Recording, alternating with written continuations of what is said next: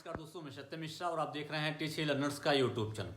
दोस्तों CTET next CTET कब होगा दोस्तों, इसको लेके बच्चों का एक ही प्रश्न है कि अगला सीटेट एग्जाम कब कंडक्ट होगा। ये प्रश्न दोस्तों उन्हीं का होता है जो कि एग्जाम क्वालिफाई नहीं कर पाते हैं या किसी कारणवश परीक्षा में शामिल नहीं हो पाते हैं। ठीक है, तो उनका एक ही रहता है कि कब अब अगला सीटेट जो एग्ज़ाम है वो कब होगा, ताकि उनको भी उस परीक्षा में बैठने का मौका मिल जाए। दोस्तों मैं आपको कहूँगा कि जो आपका अगला सीटेट एग्ज़ाम है वो आपके अगस्त मंथ में कंडक्ट होगा।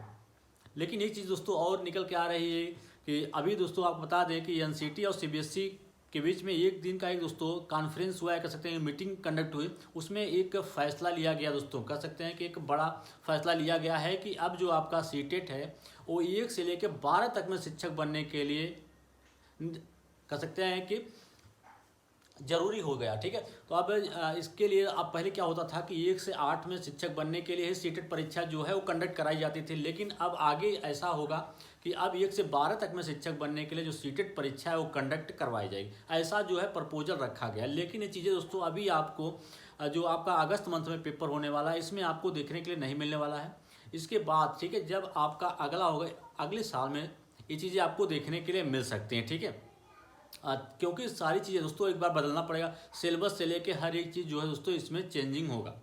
लेकिन जो आपका अगला सीटेट है आपके अगस्त मंथ में ही आपको देखने के लिए मिलेगा। और उसके लिए जो आपका नोटिफिकेशन है, नोटिफिकेशन जो है मई मंथ में आपको देखने के लिए मिल जाएगा। क्योंकि जो जनवरी में एग्जाम हुआ दोस्तों इसका हर एक चीज़ आंसर की से लेके रिजल्ट तक की सारी प्रक्रिया जो है अपने निर्धारित समय पर कंडक्ट हुई। और जैसा कि डिक्लेयर था कि 15 से लेकर 17 के बीच में फरवरी में आपका जो रिजल्ट हो देखने के लिए मिलेगा, और उससे पहले ही आपका जो रिजल्ट है वो रिलीज कर दिया गया दोस्तों। ठीक है, इसी प्रकार से आपका जो अगला सीटेट है उसके लिए नोटिफिकेशन जो है मई मंथ में आपको देखने के लिए मिलेगा।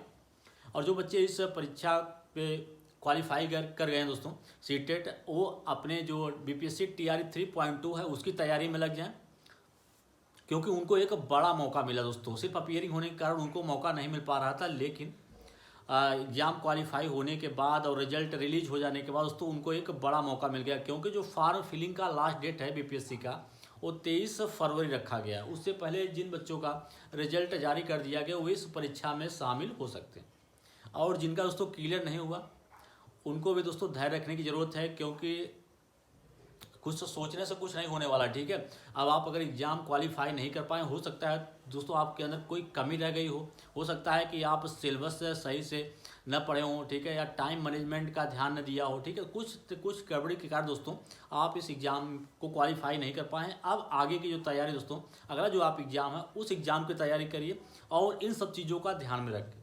क्योंकि आप सभी को पता है दोस्तों जो सीटेट पेपर होता है उसके जो प्रश्न होते हैं काफ़ी लेंदी होते हैं और उनको पढ़ने में और समझने में समय लगता है, और वहाँ पे टाइम मैनेजमेंट बहुत ज़्यादा ज़रूरी होता है। कई बच्चे इस कारण से ही फेल हो जाते हैं क्योंकि वो टाइम का ध्यान नहीं रखते हैं और कुछ प्रश्न में ही लगे रह जाते हैं और कुछ अच्छे प्रश्न जो हैं वो छूट जाते हैं। तो इन सब चीज़ों का ध्यान में रख के आपको अभी से तैयारी करनी है, ताकि जो आपका अगस्त